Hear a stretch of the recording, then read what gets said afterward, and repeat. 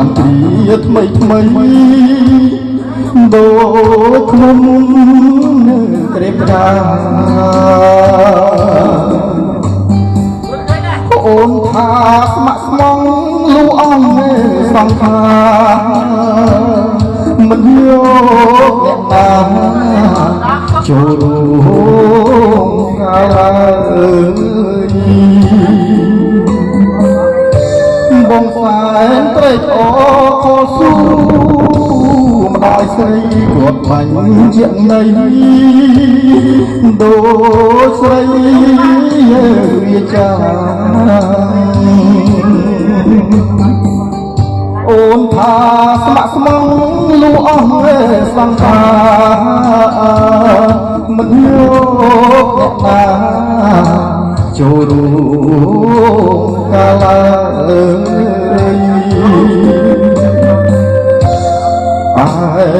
ដល់ពេលនេះ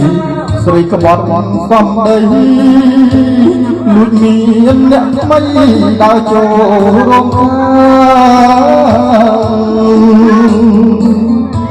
មានស្ត្រីល្បិចក្បត់នឹងស្យាស្ដេចចាក់ក្លោកក្បាលគាត់ត្រារឿងខ្ញុំបើខ្ញុំជំពាក់ស្នេហ៍ពីជាតិមុនមិនខឹងតូចតន់សងស្រីវិញណាតែស្អីក្បត់ដោយចិត្តចេតនាកម្មទុកលាកាយាត្រាកក្ដី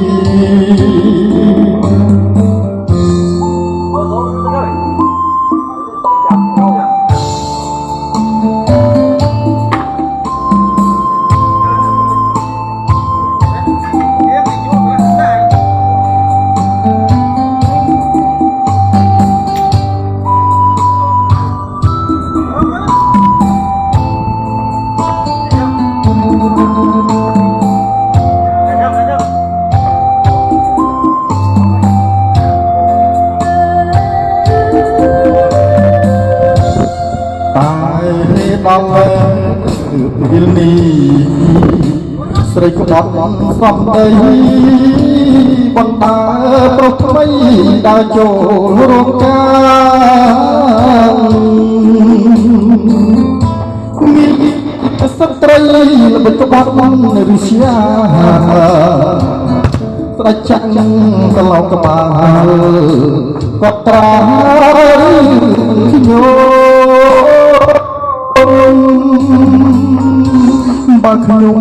ជំពាក់ស្នេហ៍ពីជាតិមុនមិនខឹងតូចតន់សងស្រីវិញណាតែបើស្រីក្បត់ដោយចិត្តណែចេតនាកម្មទុកលាកាយាត្រា